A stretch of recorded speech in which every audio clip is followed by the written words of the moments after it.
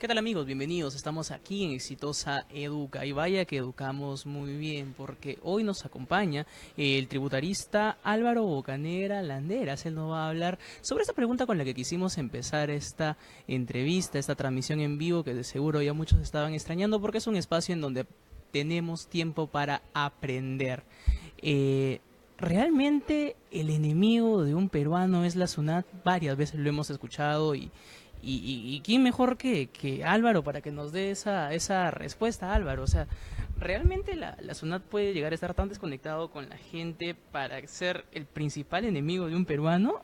¿O de repente hay un trabajo que no se está reconociendo, hay un trabajo que se está haciendo mal o no se está reconociendo? Bienvenido, muchas gracias. Gracias, José, por la entrevista y por la invitación. Mira, lo que ocurre es que la SUNAT es parte de un sistema, ¿no? Como lo indico en mi libro, se utiliza a la administración tributaria para recaudar fondos y luego estos sirvan para redistribuirlos, realizar carreteras y todo. Lo que pasa en el interín es una desincentiva a que haya una contribución. Pero vayamos a la situación si es el enemigo o no. No es un enemigo. Lo que ocurre es que la administración vive desconectada de la realidad. Por ejemplo, la presión tributaria del año pasado ha sido del 12.3%. ¿Qué significa esto? De que de todos los ingresos del Estado, solamente la recaudación tributaria contribuye con el 12.3%. O sea, una presión que está muy por debajo de los países de la región, ¿no? Entonces, y más aún, nos quieren insertar en la OCDE, en este organismo, en lo que la media de la presión tributaria es 30%. O sea, no estamos ni siquiera en la mitad de lo que ellos proponen. Entonces, ¿cuál es la solución? La solución es dar medidas conectadas con la realidad. Por ejemplo, una deducción de los gastos de educación, ¿no? Una deducción que los profesionales permitan, ¿no? Se les permita deducirte la educación. Una de las cuestiones... Pero eso tiene que ser una especie de trabajo en conjunto, o sea, no es un trabajo que simplemente se lo puede dejar a la SUNAT, porque cuando se lo dejó a la SUNAT, estas facultades que ellos han pedido, como que también han tenido ciertas limitaciones, o sea, se han visto con ciertos pares, con ciertas barreras, con ciertas murallas de diferentes índoles índoles que tú mencionas dentro de tu libro. ¿Quiénes forman parte de este trabajo conjunto? La SUNAT y qué otros agentes. Cada vez la administración, mediante el Ministerio de Economía y Finanzas, pide más facultades para la administración tributaria. ¿Funciona? No ha funcionado para nada ninguna de las reformas que se ha dado. Lo que ocurre con la administración tributaria es que cada vez se le da más facultades y no da la efectividad del caso. O sea, ¿qué es efectividad? De que incorporen a nuevos contribuyentes. ¿Qué nuevos contribuyentes? 72% de la economía, ¿sí?, es informal. O sea, de cada 10, solamente 3 te tributan, y los otros 7 no. Entonces, ¿por qué? Por ejemplo, hay una situación en que la administración vive adormecida, hay una pereza fiscal. Esa pereza fiscal amerita en que los contribuyentes, por ejemplo, en una exposición de motivos, te voy a dar un ejemplo.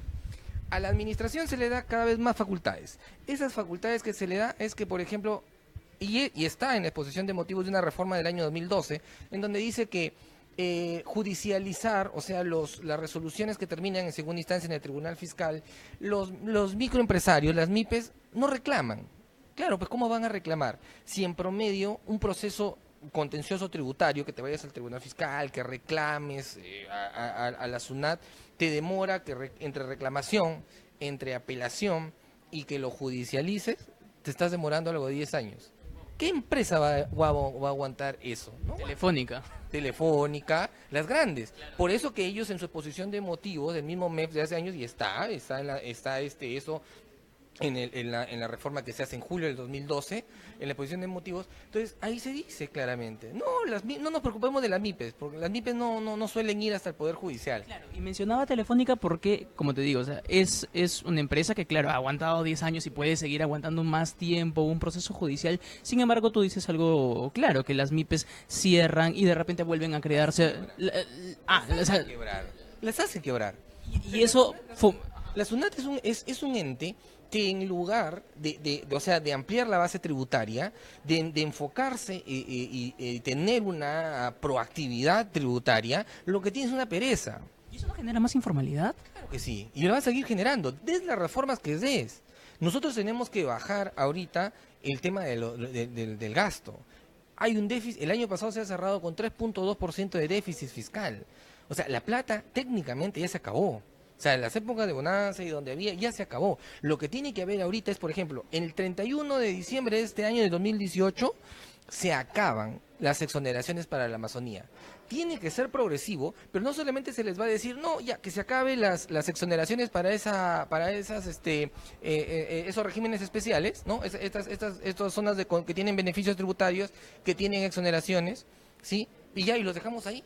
No, hay que adaptarle. ¿Cómo podemos adaptarle? Pues pongámosle para esa zona de la selva, olvidémonos del reintegro tributario.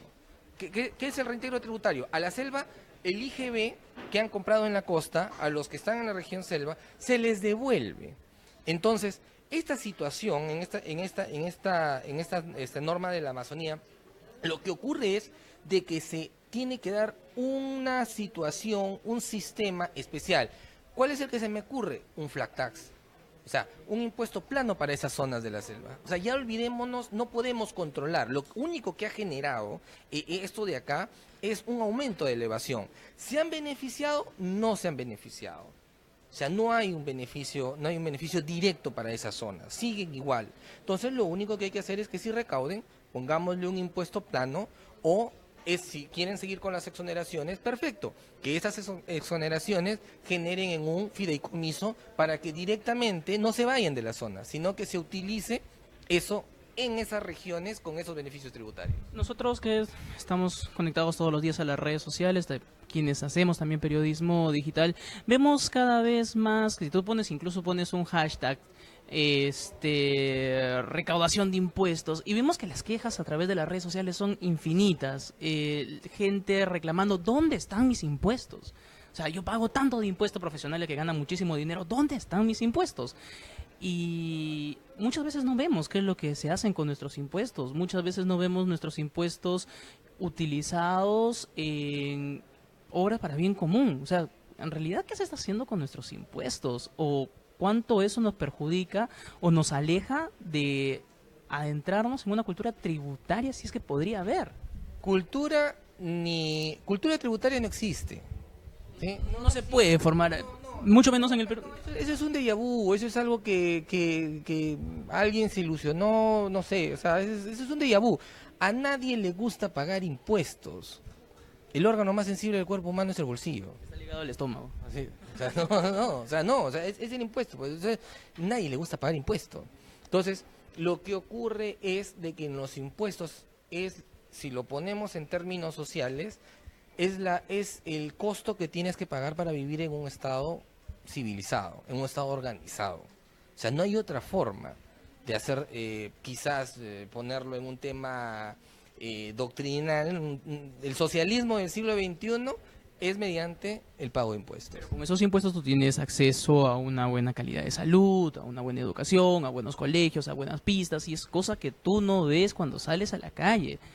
Evidentemente no lo vas a ver, porque no solamente acordémonos de que nosotros tenemos 3 estamentos: el gobierno nacional, que está enmarcado por SUNAT, los gobiernos locales, que también tienen facultades de recaudación, o sea, también tienen facultades para crear contribuciones y tasas, pero esos, por ejemplo, no funcionan como deberían ser. Entonces, lo que no recaudan por ejemplo, a los arbitrios para la limpieza pública, lo tienen que sacar de lo que han recaudado de impuesto predial. O sea, de alguno u otro bolsillo tiene que salir la plata para mantener esto. Entonces, yo sé la sensación que hay, ¿no?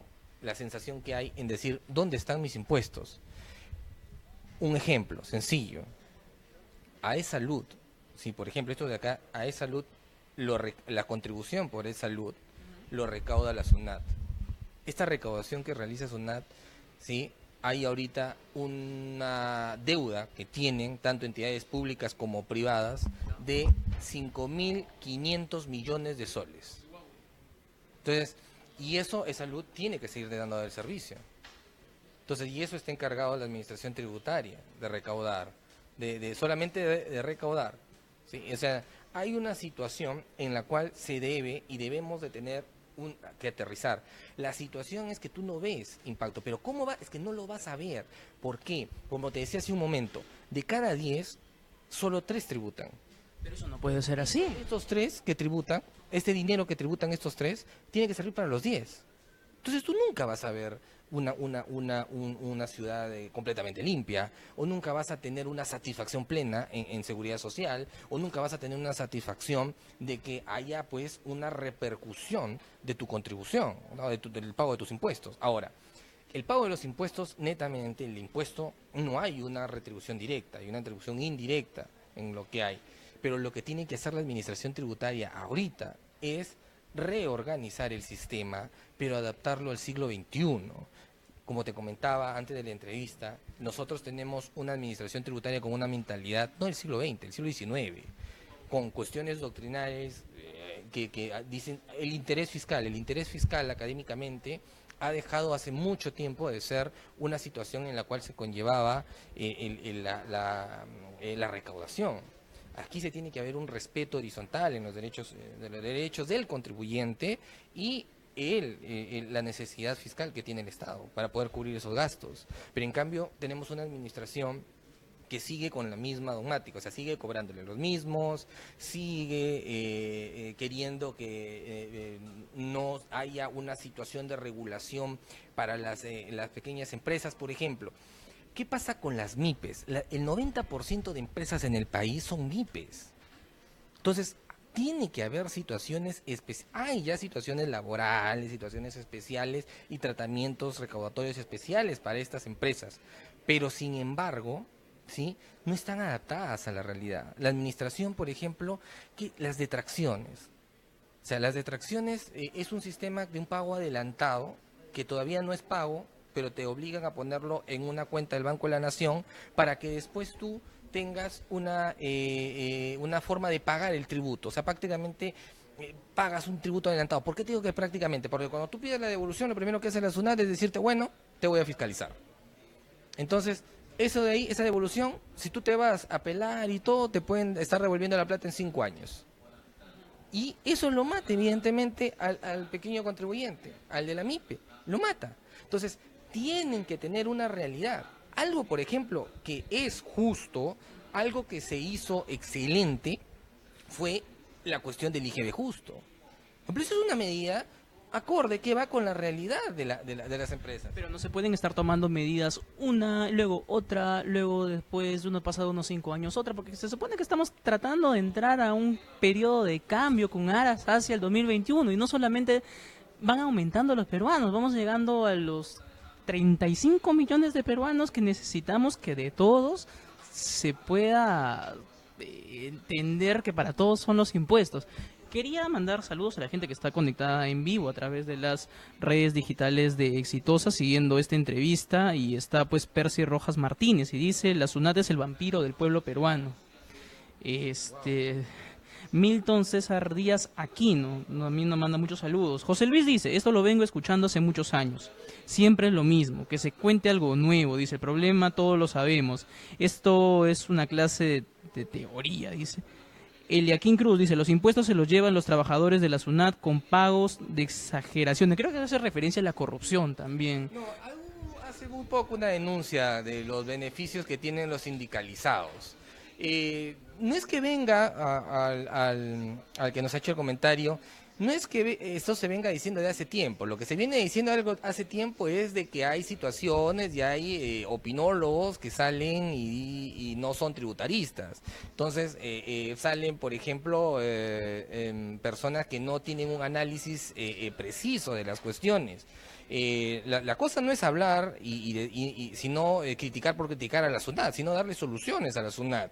Y para eso, por ejemplo, hay recomendaciones del Banco Interamericano de Desarrollo, hay recomendaciones del Fondo Monetario Internacional, ¿no? En el libro, por ejemplo, recojo muchas situaciones en donde las administraciones tributarias se tienen que adaptar a las cuestiones. Nosotros no tenemos el mismo sistema de empresarial, por ejemplo, que Alemania, o el mismo sistema empresarial algo sencillo para que nos entiendan. Nosotros no tenemos la informalidad que hay en España. En España, por ejemplo, hay una informalidad solamente del 15-18% máximo. Nosotros tenemos 72%. 2% tenemos. Entonces nos quieren meter a la OCDE y vamos a tener que seguir los parámetros que te da la OCDE. O sea, eso hay que ir con cuidado para adaptar esa situación. Ahora, Lo que ocurre en el país es que hay zonas que nosotros tenemos costa, sierra y selva. Entonces, si nosotros queremos poner un impuesto o un sistema único para lo de la costa, para la selva, y lo de la selva para la sierra, o viceversa, ¿sí? En cualquiera de esas tres alternativas, lo que vas a tener es, evidentemente, un grado de informalidad igual e intacto. O sea, va a seguir una situación. Lo que se tiene que hacer es adaptarla de la manera como estamos proponiendo, ¿no? Diciendo, oye, ¿sabes qué? A la selva ya, el 31 de diciembre del 2018 se acaban las exoneraciones, perfecto, nos olvidamos de las exoneraciones, pero tenemos que darle una solución en la cual sí tengan una efectividad, o sea, los de la selva, el empresario de la selva sienta que realmente los impuestos, que las exoneraciones y el Estado también sienta de que esas exoneraciones, ese gasto tributario que amerita dar beneficios, dar exoneraciones, sí se está quedando en la región. O sea, esa sensibilidad la que tú comentabas hace un momento, que nadie lo siente, que no pasa nada, con eso lo tienen casi todos, ¿no? O sea, mis tributos no van para ninguna parte, se lo quedan los trabajadores de la SUNAT, como se había dicho los del sindicato de la SUNAT, o sea, que les daban demasiados beneficios y que estaban simplemente aplicando un laudo arbitral en que ellos habían ganado. Es verdad, porque también hay un sentimiento de la población que siente que hay un sector muy grande, hay una brecha muy grande entre la gente que es pobre y la gente que ha acumulado la riqueza. Y es precisamente porque, o sea, no se está pensando mucho en los pobres de este país. Lo que ocurre es de que el sistema en el mundo están bajando las alícuotas. Por ejemplo, Estados Unidos acaba de tener una reforma tributaria en diciembre del año pasado que el impuesto de sociedades, o sea, el impuesto de la renta de tercera categoría, que es para nosotros, lo ha bajado al 20%. Nosotros lo tenemos en 29.5%. ¿Y por qué lo baja? Por una sencilla razón. Lo que quieren es atraer capitales. Se le estaban yendo los capitales, el ejecutivo que está ahorita ya es muy pragmático, pues ha bajado los capitales y le ha dicho, si tú traes tu plata acá, te voy a cobrar por el capital el 5%. ¿Qué podemos hacer de solución? Por ejemplo, la gran masa de profesionales que no paga tributos, ¿sí? Médicos, abogados, contadores, ingenieros civiles. A esas personas, ¿qué se le puede hacer? Mira, bajar las alícuotas, todavía más, o sea, bajar las alícuotas y de paso puedes bajar los tramos. O sea, vas a la par. Pero ese descuento, o sea, esa descontada que te voy a dar en bajarte el tramo, de inafecto que ahora es de 7 UITs, te lo voy a dar siempre y cuando, ¿sí? Reinviertas en comprarte un bien de capital, ya sea una casa, porque esos ejemplos están en el libro. De tal manera, ¿qué estoy haciendo? Generando que esa plata, que ese dinero que te queda más de impuestos, no lo gastes en bienes de consumo, sino lo gastes en bienes de capital.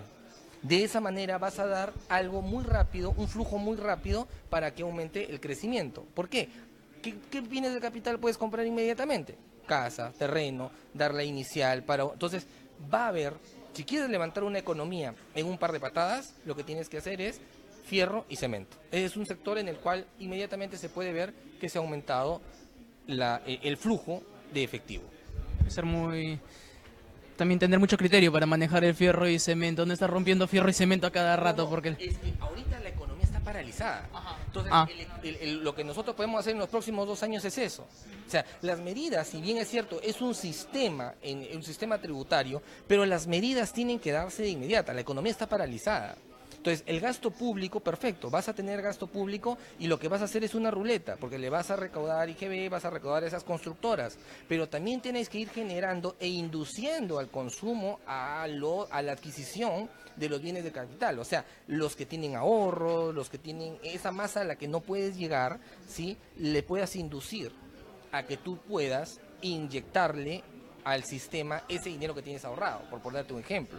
Álvaro, se nos va acabando el tiempo. Muchas gracias por estar acá en Exitosa. Y presentas tu libro. Estamos presentando el libro Tributación y Redistribución.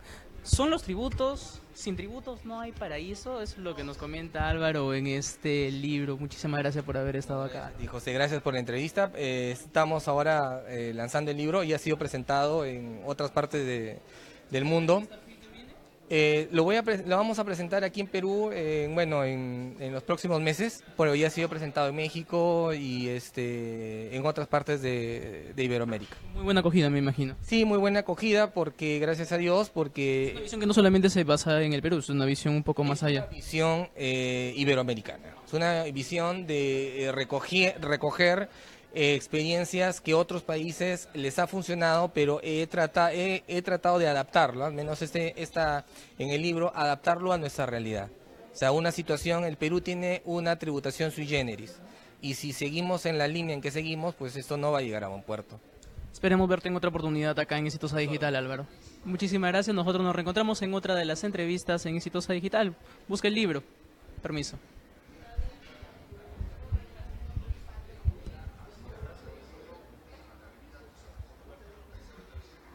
Ah, pero ya no se escucha.